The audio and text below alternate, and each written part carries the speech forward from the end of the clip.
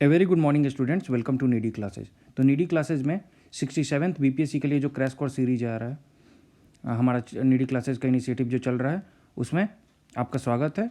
और उसको हम लोग अभी जो है हमारा बायोलॉजी का सीरीज चल रहा है, इसमें जीव विज्ञान का सीरीज चल रहा है, लूसेंट साइंस में जीव विज्ञान का सीरीज चल रहा है और उसको अभी हम लोग कंटिन्यू करेंगे। तो अभी जो है हम लोग बैक्टीरिया टॉपिक से कंटिन्यू करेंगे। बैक्टीरिया जिसका मतलब हिंदी में जिसे जीवाणु कहते हैं, इसकी खोज 1683 ईस्वी में हॉलैंड के एंटोनी वान लीeuwenhoek ने की। किसने की? हॉलैंड के एंटोनी वान लीeuwenhoek ने की। जीवाणु विज्ञान का पिता जो है लीeuwenhoek को कहा जाता है। तो बैक्टीरिया जो है, बैक्टीरियल साइंस का जो फादर हैं वो कौन कहलाते हैं? लीeuwenhoek कहते हैं। एहरेनबर्ग ने 1829 ईस्वी में इन्हें जीवाणु नाम दिया था। तो पिता कहा जाता है जीवाणु विज्ञान का लीeuwenhoek को, और जीवाणु नाम किसने दिया था? एहरेनबर्ग ने दिया था 1829 ईस्वी में। 1843 से 1910 ईस्वी में रॉबर्ट कोच ने कॉलरा तथा तपेदिक के जीवाणुओं की खोज की। तो कॉलरा एक क्या है? बीमारी है जो कॉन्टेमिनेटेड वाटर एंड फूड से, मतलब कॉन्टेमिनेटेड मतलब दूषित जल के प्रयोग से कॉलरा हो जाता है। और ये किससे होता है? बैक्टीरियल डिजीज है, ये बैक्टीरिया से होता है। और वैसे ही तपेदिक भी है, वो भी जीवाणुओं से होता है, बैक्टीरिया से होता है। तो इसकी खोज जो है रॉबर्ट कोच ने की 1843 से 1910 ईस्वी में, तथा रोग का जन्म सिद्धांत बताया। 1812 से 1892 ईस्वी में लुई पास्चर ने रेबीज का टीका जो है दूध के पास्चराइजेशन से की खोज की। तो रेबीज का टीका जो है किसने खोज किया? तो ये लुई पास्चर ने किया। कब किया? 1812 से 1892 इनका समय है, टाइम है, 80 साल तक जीवित रहे वो। और इन्होंने रेबीज का टीका जो है दूध के पास्चराइजेशन की खोज की। दूध के पास्चराइजेशन की खोज किसने की? ये लुई पास्चर ने। और रेबीज का टीका का खोज किसने किया? तो लुई पास्चर ने। आकृति के आधार पर जीवाणु जो हैं वो कई प्रकार के होते हैं, बहुत प्रकार के जीवाणु होते हैं आकृति के आधार पर। तो इनको हम लोग देखेंगे। सबसे पहले छड़ाकार या बैसिलस जो होते हैं, यह छड़नुमा या बेलनाकार आकार के होते हैं। ठीक है, ऐसा आकार होता है इनका। दूसरा जो है वो गोलाकार या कोकस होते हैं। ये गोलाकार एवं सबसे छोटे जीवाणु होते हैं। तो कौन? कोकस जो होते हैं वो सबसे छोटे जीवाणु होते हैं। कोमा आकार या कॉमा शेप्ड या विब्रियो, ऐसे कॉमा का जो शेप्ड होते हैं, ये अंग्रेजी के चिन्ह कॉमा के आकार के उदाहरण विब्रिया कॉलरी। तो कॉलरी का जो जीवाणु है वो कॉमा के आकार का होता है। सर्पिलाकार एस्पिरिलियम, स्प्रिंग या स्क्रू के आकार का, इस प्रकार से होता है। तो ऐसे ऐसे तो ये जो होता है एस्पिरिलियम कहलाता है, सर्पिलाकार। दूध को अधिक दिनों तक सुरक्षित रखने के लिए इसका पैस्चराइजेशन करते हैं। क्या करते हैं? पैस्चराइजेशन करते हैं। और इसमें दो विधियां होती हैं। क्या क्या होती है? पहले लो टेम्परेचर होल्डिंग मेथड, जिसको LTH बोलते हैं हम लोग। तो क्या है? दूध को 62.8 डिग्री सेल्सियस पर 30 मिनट तक गर्म करते हैं। तो पहले एक निश्चित तापमान जो कि 62.8 डिग्री सेल्सियस है उस पर 30 मिनट तक गर्म करते हैं। फिर दूसरा है HTST या high temperature short time method. तो ये क्या है? दूध को 71.7 डिग्री सेल्सियस पर 15 सेकंड तक गर्म करते हैं। ठीक है, तो दो तरीका है। एक है लो टेम्परेचर होल्डिंग मेथड, जिसको LTH बोलेंगे। तो LTH का टेम्परेचर पूछ सकता है 62.8 डिग्री, और HTSH हो टेम्परेचर शॉर्ट, HTST जो है hot temperature short time method, उसका टेम्परेचर क्या है? 71.7 डिग्री सेल्सियस पे 15 सेकंड तक गर्म करते हैं। अब एनाबीना तथा नॉस्टॉक नामक साइनोबैक्टीरिया है। क्या है ये?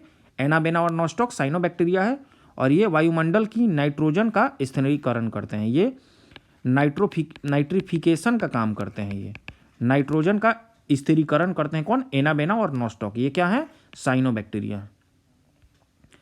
अब विषाणु की खोज जो है सबसे पहले रूस के वैज्ञानिक इवान विस्की ने की। इवान विस्की ने क्या की? विषाणु को खोज की 1892 ईस्वी में की। तंबाकू के मोजैक रोग पर खोज के समय इनकी प्रकृति सजीव और निर्जीव दोनों प्रकार। तो विषाणु क्या हो गया? वायरस हो गया। तो इसकी खोज किसने की? इवान विस्की ने की 1892 ईस्वी में। तंबाकू के मोजैक रोग पर खोज के समय इनकी प्रकृति सजीव और निर्जीव दोनों प्रकार की होती है। इसी कारण इन्हें सजीव और निर्जीव दोनों की कड़ी कहा जाता है। Virus is a border line of living and non living. विषाणु के निर्जीव होने के लक्षण क्या हैं? ये कोसा रूप में नहीं होते हैं। इनको क्रिस्टल बनाकर निर्जीव पदार्थ की भांति बोतलों में भरकर वर्षों तक रखा जा सकता है। अब सजीव जैसे लक्षण क्या है? इनके न्यूक्लिक अम्ल का द्विगुणन होता है। मतलब क्या होता है, इनका न्यूक्लिक एसिड जो होता है वो मल्टीप्लाई होता है। तो इसका मतलब कि ये जीवित हैं। किसी जीवित कोशिका में पहुंचते ही ये सक्रिय हो जाते हैं। तो ऐसे तो ये निर्जीव रहते हैं, लेकिन जैसे आजकल कोरोना वायरस चल रहा है, तो जैसे ही ये किसी भी दूसरे शरीर में इंटर करता है, ठीक है, जिसको होस्ट कहते हैं, तो होस्ट में जाते ही ये एक्टिव हो जाता है और लाइव हो जाता है और एंजाइमों का संश्लेषण करना लगता है। अब परपोषी प्रकृति के अनुसार विषाणु जो है 3 प्रकार के होते हैं। विषाणु कितने प्रकार के होते हैं? 3।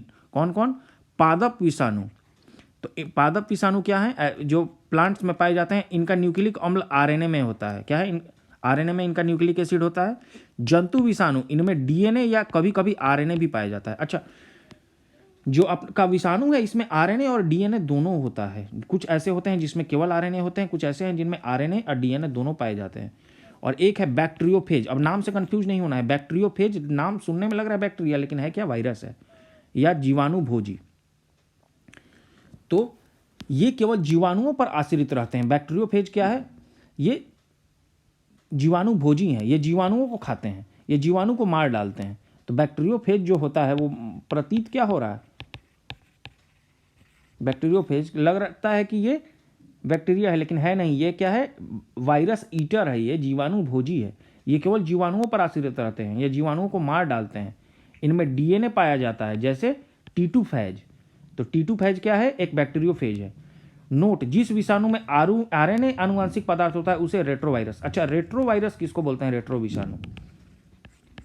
तो जिसमें जेनेटिक मटेरियल जो है वो डीएनए ना होकर आरएनए होता है, उसको रेट्रोवायरस कहते हैं। ठीक है, आगे हम लोग देखते हैं। राइजोबियम तथा बैडीराइजोबियम इत्यादि जीवाणु की जातियां लेग्यूमिनोसी, मटर कुल के पौधों की जड़ों में, मतलब ये लेगुमिनस होते हैं। कौन? राइजोबियम और बैडीराइजोबियम। ये क्या है?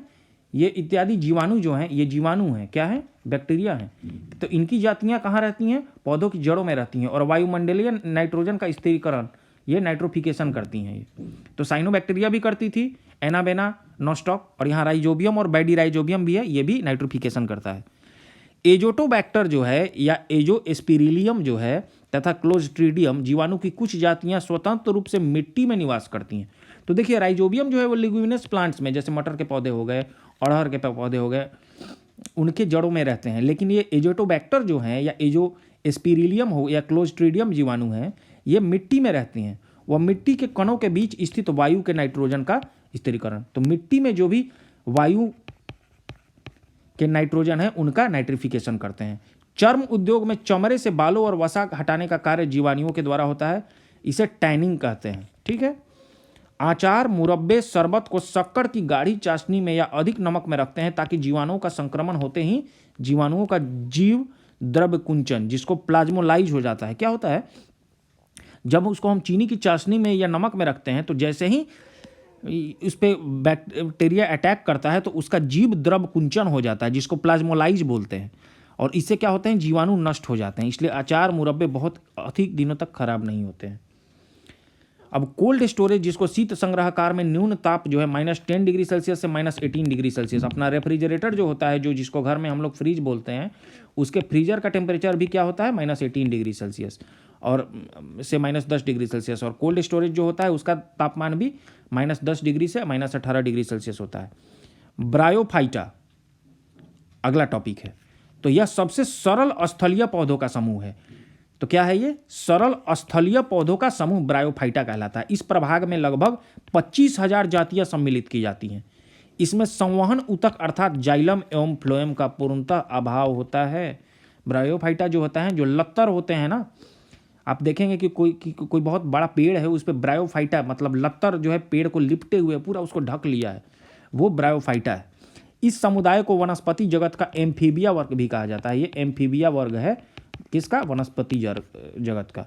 इस समुदाय के पौधे मृदा अपरदन को रोकने में सहायता करते हैं, सॉइल इरोजन को बचाते हैं। ये स्फेग्नम नामक मॉस जो है, स्फेग्नम क्या है? एक मॉस है, ठीक है। अपने स्वयं के भार से 18 गुना अधिक पानी सोखने की क्षमता रखता है। इसलिए माली इसका उपयोग पौधे को एक स्थान से दूसरे स्थान पर ले जाते समय सूखने से बचाने के लिए करते हैं। अब पौधे को जब ले जाना है तो वहाँ वो लोग क्या करेंगे, स्फैग्नम मॉस रख लेंगे, और मॉस जो है वो पानी सोख कर रखेगा और पानी धीरे धीरे पौधों को पहुँचाता रहेगा, इसलिए पौधे सूखेंगे नहीं। तो माली इसका प्रयोग करते हैं। स्फैग्नम मॉस का प्रयोग ईंधन के रूप में किया जाता है। स्फैग्नम मॉस का प्रयोग एंटीसेप्टिक के रूप में भी किया जाता है। अब टेरिडोफाइटा के बारे में हम लोग पढ़ेंगे। इस समूह के पौधे नमी छायादार स्थानों, जंगलों एवं पहाड़ों पर अधिकता से पाए जाते हैं। तो टेरिडोफाइटा जो है क्या है, नमी छायादार स्थानों, जंगलों एवं पहाड़ों पर अधिकता में पाए जाते हैं। पौधे का शरीर जैसे जड़, तना, शाखा एवं पत्तियों में विभेदित रहता है। तना साधारणतः राइजोम के रूप में रहता है।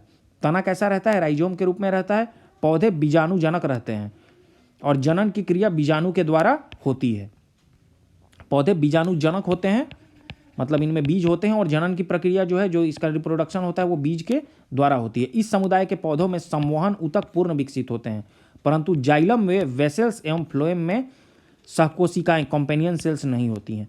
देखिए इसमें संवहन ऊतक जैसे जाइलम एंड फ्लोएम तो पूर्ण विकसित हैं, लेकिन जाइलम में वेसल्स नहीं है, और फ्लोएम में कॉम्पेनियन सेल्स, फ्लोएम में कॉम्पेनियन सेल्स होते हैं, लेकिन इसमें कॉम्पेनियन सेल्स नहीं है।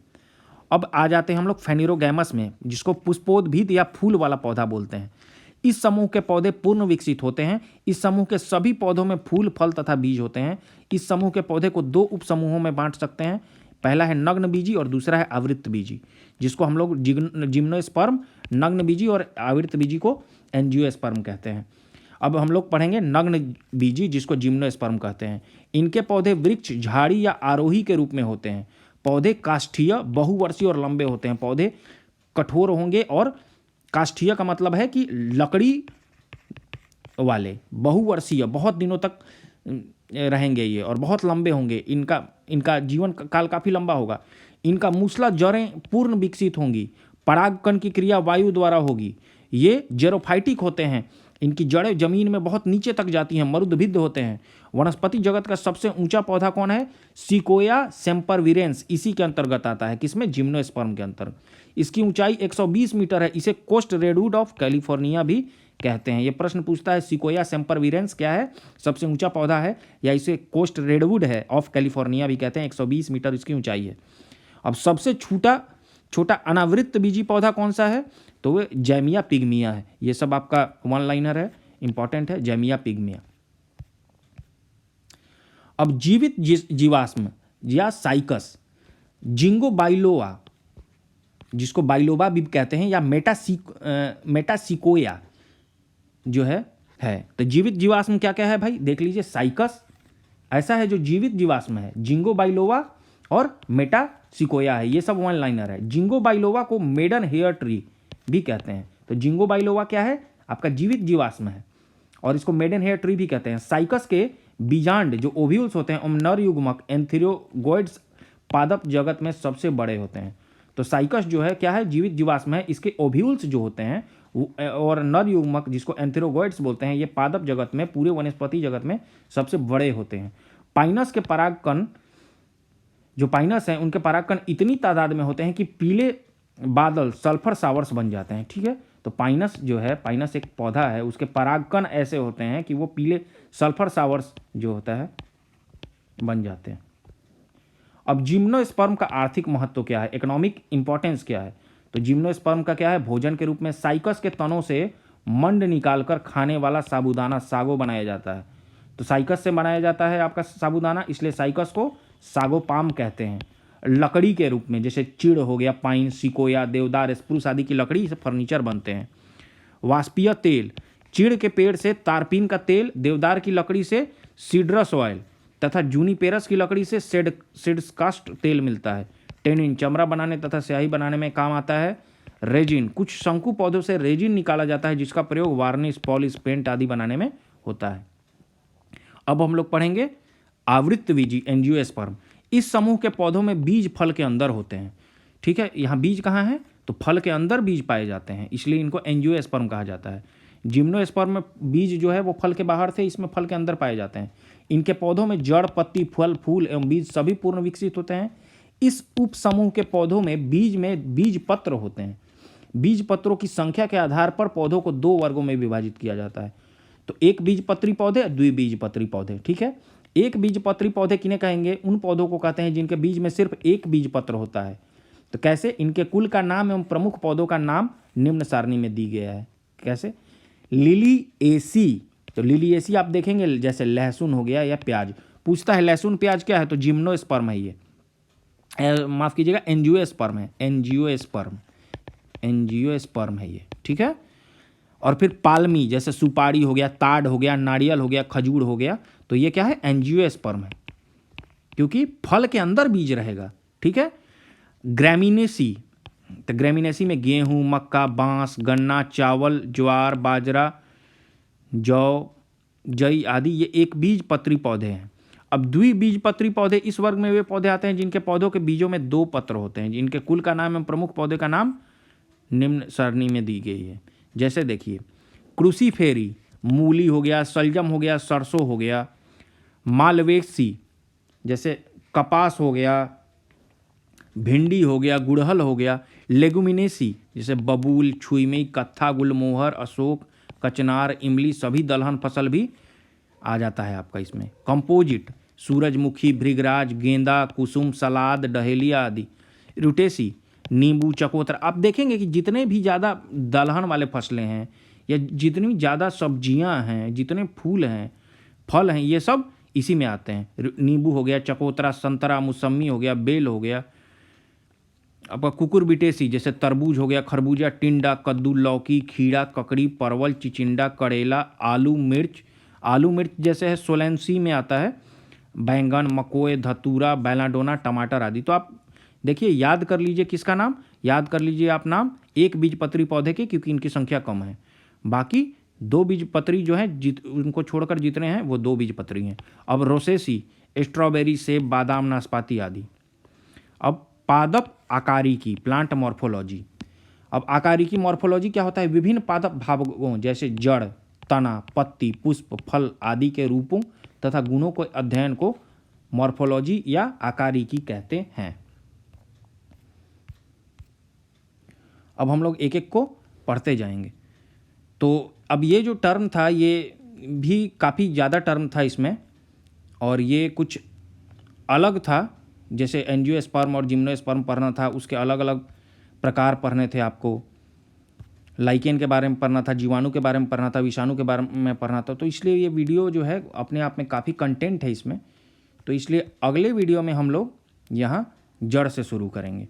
और तब तक आप जो ये वीडियो है इसको अच्छे से रिवाइज कीजिए। देखिए, बायो काफ़ी इंपॉर्टेंट है, और बायो में प्रश्न अगर डीप में पूछेगा तो कुछ भी पूछ सकता है, सब वन लाइनर हो जाते हैं। लेकिन अगर बायो में ऊपर ऊपर पूछेगा तो काफ़ी आसान प्रश्न होते हैं बीपीएससी में, लेकिन डिटेल में पूछेगा या जैसे दूसरे पीसीएस में पूछता है तो प्रश्न कठिन होते हैं। कठिन ना कहा जाए, मॉडरेट लेवल के तो होते ही। तो इसलिए बायो को अगर अच्छे से पढ़ा जाए, एक सब्जेक्ट को अच्छे से पूरा मांझ दिया जाए, अच्छे से रगड़ के पढ़ा जाए, तो इससे स्कोर करना काफ़ी आसान हो जाएगा। इसलिए मैं इसको छोटा छोटा पार्ट में तोड़ के इसके वीडियो को बना रहा हूँ। जो भी हल्का लगा उसको एक ही वीडियो में बना दिया हूँ, लेकिन जो जहाँ जहाँ लगता रहा है कि डिफ़िकल्ट है थोड़ा, उसको मैं तोड़ तोड़ कर बना रहा हूँ, ताकि आप लोग सेपरेट करके उसको अच्छे से रिवाइज करके फिर अगले वीडियो पे आएँ। तो इसलिए बहुत सारे पुराने वीडियो भी आ चुके हैं हमारे लूसेंट सीरीज में बायो के, और आगे भी वीडियो आते रहेंगे। तो सबसे पहले आप लोग नीडी क्लासेज को सब्सक्राइब कर लीजिए, नोटिफिकेशन के लिए बेल आइकन को दबा दीजिए। वीडियो पसंद आए तो लाइक कीजिए, चैनल को अपने दोस्तों के साथ शेयर कीजिए, वीडियोज़ को दोस्तों के साथ शेयर कीजिए। और चूंकि ये फ्री इनिशिएटिव है, फ्री क्रैश कोर्स है, तो इसलिए लोगों को बताएं, ज़्यादा से ज़्यादा लोगों को फ़ायदा हो पाए। कमेंट सेक्शन में हमें सुझाव दें ताकि हमारा मार्गदर्शन हो सके, हमारा प्रोत्साहन हो सके। तो फिर मिलेंगे अगले वीडियो में आपसे, तब तक के लिए धन्यवाद।